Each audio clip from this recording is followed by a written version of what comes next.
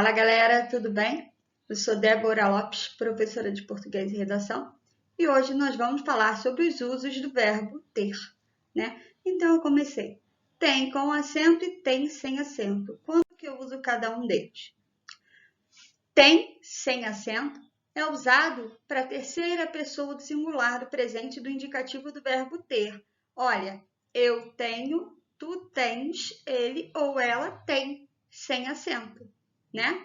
Então, é a terceira pessoa do singular, ele ou ela tem, sem acento. Então, eu coloquei aqui, ó, ela tem um senso de justiça notável.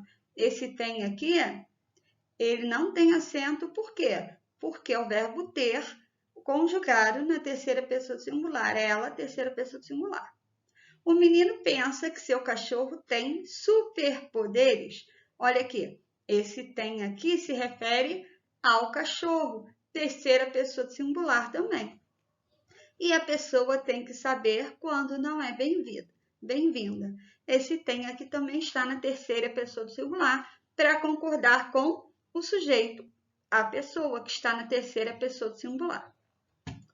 Então, tem sem acento, eu uso na terceira pessoa do singular. E tem com acento? Tem com acento, eu uso na terceira pessoa do plural. Olha, eu tenho, tu tens, ele ou ela tem, sem acento. Nós temos, vós tendes, eles têm.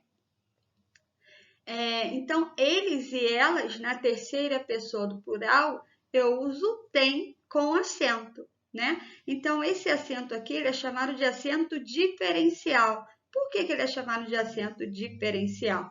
Para diferenciar, né, as formas compostas. Por exemplo, os verbos abster, né? Na terceira pessoa do singular, eu uso abstém com acento circunflexo, com acento agudo. E na terceira pessoa do plural, com acento circunflexo. Obter, conter, manter, entreter, né? São os verbos e os derivados. Reparem que os verbos aqui, os derivados do verbo ter, eles recebem esse acento diferencial no singular, na terceira pessoa do singular, eles recebem um acento agudo e na terceira pessoa do plural, eles recebem um acento circunflexo. Isso não acontece com o verbo ter. O verbo ter, ele recebe o acento circunflexo na terceira pessoa do plural. Porém, na terceira pessoa do singular, o verbo ter, ele não recebe acento agudo. Olha aqui, elas têm muitos interesses em comum. Esse tem aqui, ó, está na terceira pessoa do plural para concordar com elas, né? Que está na terceira pessoa do plural. Os meninos têm uma energia inesgotável. Esse tem aí está com acento porque está concordando com a terceira pessoa do plural. Os meninos, no caso eles, né? E as pessoas têm manias bem diversas. Então, eu uso verbo ter na terceira pessoa do singular sem acento e na terceira pessoa do plural com acento circunflexo. E os derivados do verbo ter, abster, conter, entreter, obter, deter, né? Esses verbos que são derivados do ter, na terceira pessoa do singular eu uso o acento agudo e na terceira pessoa do plural eu uso o acento circunflexo. Então, eu coloquei aqui a base para a formação de outros verbos da língua portuguesa, como conter, não ter, deter e reter. Nesse caso, é importante que você observe, ó, que os verbos têm uma forma especial para indicar o singular e o plural. O verbo ter, no singular, olha aqui, ele tem, ele não recebe nenhum acento. No plural, o verbo ter, ele recebe o acento circunflexo. Agora, observa aqui, os derivados do verbo ter, conter, manter, reter. Na terceira pessoa do singular, eles recebem um acento agudo. E na terceira pessoa do plural, eles recebem um acento circunflexo. Beleza?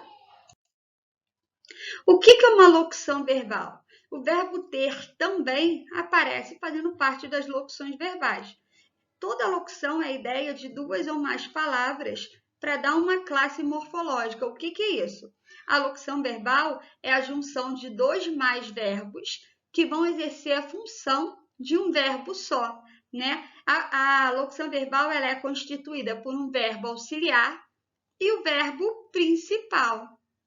Os verbos auxiliares, né, eles acompanham os verbos principais, eles estão ali, como o próprio nome já diz, para auxiliar. E os verbos principais? Os verbos principais, eles expressam a ideia central da ação praticada. Olha, exemplo, tenho andado, eu coloquei aqui a locução verbal, né? Tenho andado distraído. Tenho andado é uma locução verbal. Tenho é o verbo auxiliar e o andar, né, é o verbo principal, é ele que expressa a ideia central da ação. Esse verbo, ele encontra-se aqui no particípio, aquele que tem a terminação ado ou ido. Olha aqui, terei feito é uma outra locução verbal. Terei é o verbo auxiliar e feito o verbo principal. E tínhamos consultado, outra locução verbal. Tínhamos verbo auxiliar e consultado verbo principal. Então, eu coloquei aqui. O sinônimo, o verbo ter, ele pode aparecer também como sinônimo do verbo haver. Em frases, né, que são construídas na linguagem popular, na linguagem do dia a dia, na linguagem informal, eu posso usar como sinônimo de haver. Mas em documentos e textos formais, essa substituição não deveria ocorrer. Por quê? Porque o uso do verbo ter com sentido de haver ou existir, ele é usado na informalidade, né? Em falas do dia a dia, em textos informais. Mas, de acordo com a norma culta da língua, ele não pode ser usado como sinônimo, ok?